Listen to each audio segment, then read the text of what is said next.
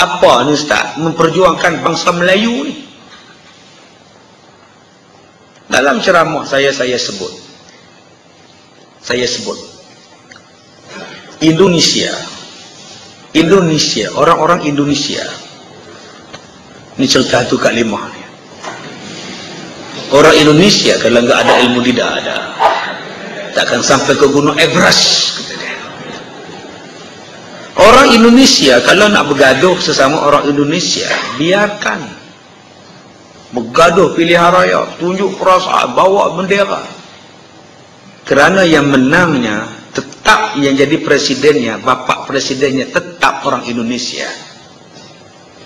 Naik Soekarno, jatuh Soekarno, naik Soeharto, dua-duanya Islam. Jatuh Soeharto, naik pula Abdurrahman Wahid, Gus Dur, naik B.J. Habibie, Islam. Gus Dur Islam, B.J. Habibie Islam. Turun B.J. Habibie, naik B.J. and the Bear, Islam. Megawati Soekarno Putri, Islam. Islam dia. Naik pula kepada Susilo Bambang Yudhoyono, Islam. Kerana apa? Kerana mereka majority. Bergaduh pun lantaklah, tetap dia pemenang. Tetap bangsa mereka yang memerintah. Di Indonesia begitu sifatnya. Di Thailand begitu juga. Kalau jatuh presiden, perdana menterinya Jawalik Chun Sayun, akan naik Banahan Sirpa Arca. Jatuh Banahan Sirpa Arca, dia akan naik Taksin Cinawat. Jatuh Taksin Cinawat, dia main pula naik menteri ini, dan menteri yang lain. Tetap bahasa Thai, orang lain takkan boleh naik. Begitu juga di Filipina. Bila jatuh Marcos, naik Ramos. Bila jatuh Ramos, naik Aquino. Bila jatuh Aquino, naik Estrada. Bila jatuh Estrada, naik pula Aquino Junior. Semua orang Kristian. Tetapi di negara kita, dia takkan jadi macam itu. Dia takkan jadi orang Melayu memerintah sampai bila-bila Melayu memerintah. Tidak. Dia bergantung kepada siapa yang paling banyak kerusi. Ini beza di Malaysia. Siapa yang paling banyak kerusinya, maka dialah yang memerintah. Bayangkan kalau bukan bangsa Melayu yang paling banyak kerusi, bangsa mana yang memerintah? Adakah saya bercakap macam ini dikatakan sebagai resis? Adakah saya memperjuangkan bangsa Melayu? Tidak. Saya bercakap soal yang benda asas, benda yang paling penting, benda yang melibatkan survival. Memperjuangkan Melayu bukan maknanya asabiah. Tuan-tuan boleh buka dalam kitab ini, Fiqh Al-Awlawiyat. Tuan-tuan boleh buka dalam muka surat 142, 143, 144. Apa dia yang dikatakan asabiah? Asabiah ialah pahaman, dukunglah saudara kamu sama ada ia zalim maupun dizalimi. Itulah asabiah. Apa dia asabiah? Asabiah ialah menyokong bangsa sendiri, sama ada dia buat zalim pada orang atau dia kena zalim, dia menyokong bangsa dia. Apa nak jadi pun bangsa aku adalah betul, yang lain semuanya salah. Itulah nama dia asabiah. Tetapi kalau memperjuangkan bangsa itu kerana menuntut hak bangsa, itu bukan asabiah. Sebab dia menuntut hak. Saya ni orang asli. Saya duduk dalam hutan pendalaman. Saya belajar pandai-pandai, saya masuk asrama. Saya masuk universiti. Bila saya masuk dalam universiti, saya bekerja. Bila saya bekerja, saya balik kampung, saya kena naik bot. Kena bawa naik barang, naik bot, naik dalam hutan. Akhirnya saya cakap pada bapa saya, kita sini susah, kena naik sampan. Saya mau bikin jambatan, saya mau bikin jalan raya, saya mau bikin sekolah untuk orang kampung supaya mereka boleh belajar. Maka saya pun tubuhkan persatuan orang asli di kampung saya. Lawan sampai ke peringkat, lawan jumpa Perdana Menteri, tuntut hak macam ni, sebut dalam parlimen, sebut dalam TV, sebut dalam paper. Adakah saya asabiah kerana memperjuangkan orang asli? Tidak asabiah. Sebab saya berhak untuk dapat jalan untuk bangsa saya. Orang lain dapat jalan, kenapa bangsa saya tak dapat jalan? Itu bukan asabiah, itu namanya perjuangan. Yang asabiah itu apa? Yang dikatakan asabiah itu ialah satu bangsa yang buat zalim pada orang lain, dan kita tahu bahawa dia zalim, tetap kita kata dia betul. Itu baru nama dia asabiah, perjuangan atas nama kaum. Maka itu yang salahnya. Yang dikatakan mempertahankan, apatah lagi mempertahankan bangsa Melayu. Di sini tentang persoalan kasih pada bangsa Melayu. Ada orang kata saya tak bangga jadi orang Melayu. Saya tak bangga jadi Melayu. Saya tak bangga langsung jadi Melayu. Baik. Persoalan dia, bangsa Melayu ni siapa yang buat? Cipta. Bila hang tak sayang pada bangsa Melayu, maknanya hang tak reda dan bersyukur kepada yang mencipta bangsa Melayu. Yang mencipta bangsa Melayu itu ialah Allah. Bila kamu tak bersyukur dengan ciptaan Allah, bila kamu sendiri tak bersyukur dengan pemberian Allah, itu namanya kufur nikmat. Ini nikmat. Apa salahnya bangsa Cina? Apa salahnya bangsa India? Apa salahnya bangsa Melayu? Apa salahnya bangsa orang asli? Apa salahnya bahasa Jakun, bahasa Senoi? Apa salahnya bahasa Kadazan? Tak salah. Sebab bahasa-bahasa ini, bangsa-bangsa ini Allah yang ciptakan. Tujuan Allah Ta'ala menciptakan bangsa-bangsa ini kerana apa?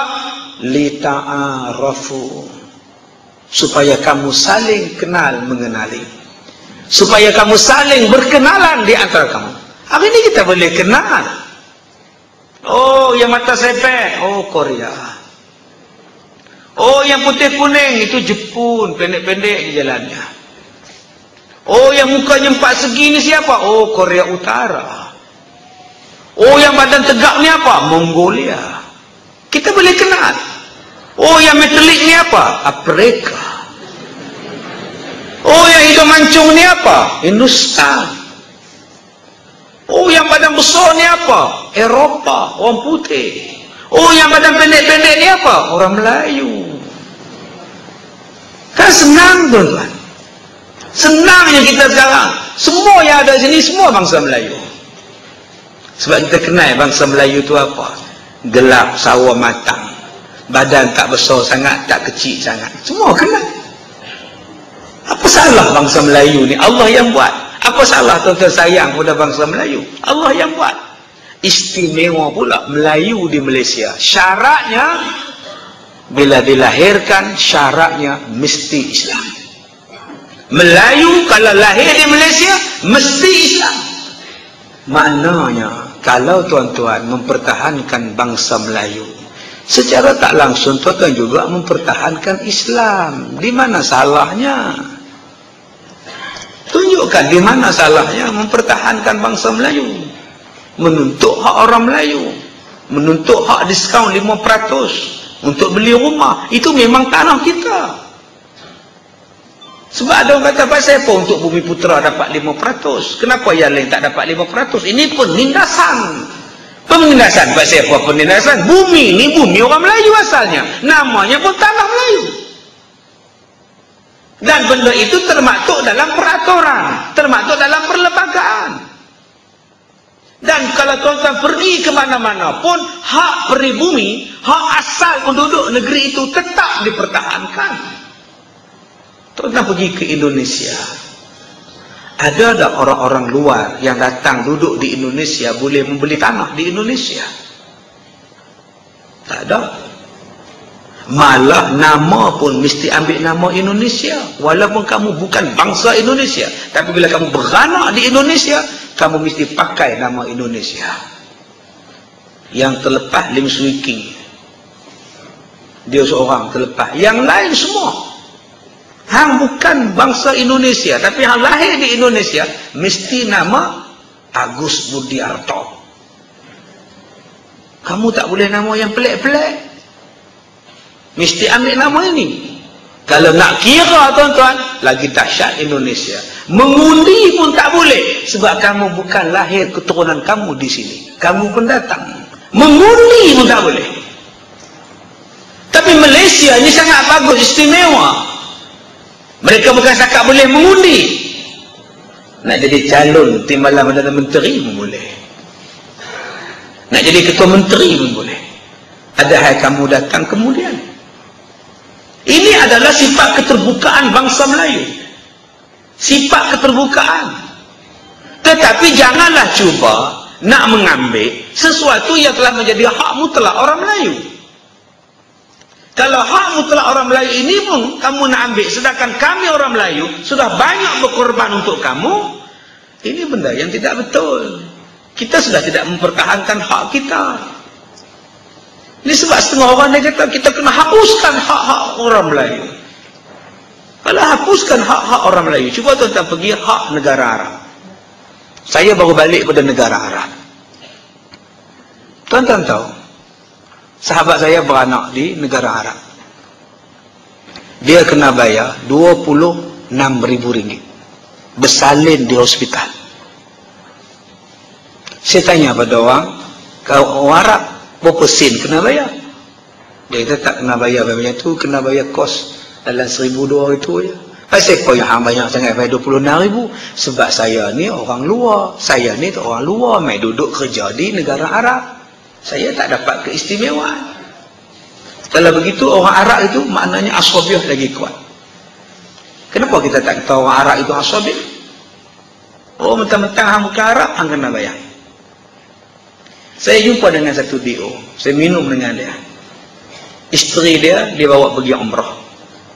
Saya tanya, Datuk, datang buat umrah bawa isteri? Ya. Isteri datang hospital buat apa? Cuci buah pinggang. Itu yang saya marah ni Ustaz. Isteri saya dah sampai masa untuk cuci buah pinggang, tapi doktor tak nak cuci buah pinggang isteri saya. Sebab masa dah sampai.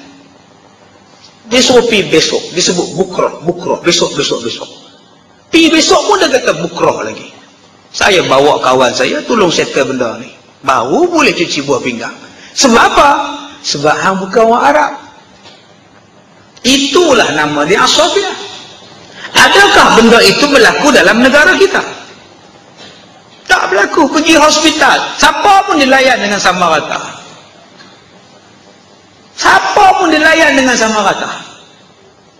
Okey Ustaz, kalau dilayan dengan sama rata di hospital, kenapa kaki tangan kerajaan banyak bangsa Melayu?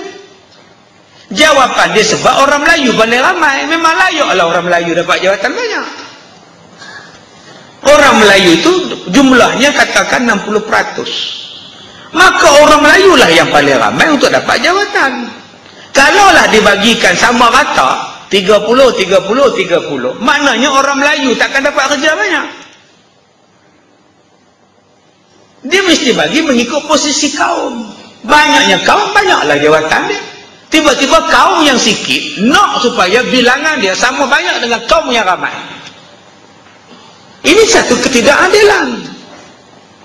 Dia berlaku mengikut hak. Jadi kita tidak boleh mengatakan memperjuangkan bangsa Melayu itu bercanggah dengan syarak. Tidak. Yang pertama, kenapa tidak bercanggah dengan syarak? Sebab 99.9% orang Melayu adalah Islam. Bila kita bercakap soal Melayu, maknanya kita juga bercakap soal Islam. Bila kita sayang kepada bangsa Melayu, maknanya kita sayang kepada agama Islam. Kalau kita mempertahankan orang Melayu, makna secara tidak langsung kita mempertahankan juga Islam. Selagi mana perjuangan itu melandaskan Islam. Nah, tapi sayang tuan-tuan, Bila sebut benda-benda yang macam ini, mereka mengatakan asabiyah. Sedangkan asabiyah itu ialah menolong berlaku zalim dan menyokong kezaliman yang kaum kita sendiri buat. Itulah asabiyah. Contoh, saya bawa kereta, berhenti traffic light warna merah. Tengah saya berhenti traffic light warna merah, kereta belakang hentam saya. Saya pun turun. Bila saya turun, satu bangsa lain yang langgar saya. Saya kata, Pak, saya langgar kereta saya, tak nampak kan lampu merah. Oh, sorry lain cik, saya tak nampak, saya handphone lah. Tak sampai 10 minit, hitam tempat kawasan tu. Berhitam. Puak-puak dia main.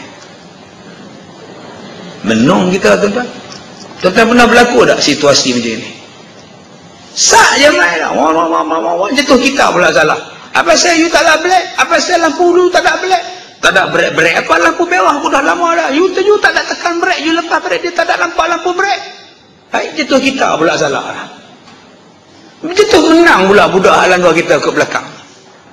Kita kata, dia langgar saya punya kereta, saya berhenti warna merah. Betul lah you berhenti warna merah, tapi you tak ada tekan brek. Sekarang dia tak tahu you berhenti. Yalah, betul lah aku tak tekan brek, tapi lampu merah. Yalah, pasal you lepas brek. You tekanlah brek supaya lampu itu menyala. Oh, jatuh kita pula salah. Mai kawannya pula, yalah, apa-apa jatuh kita salah pula. Sekarang lu kena bayar sama dia. Itulah nama dia asabiyah.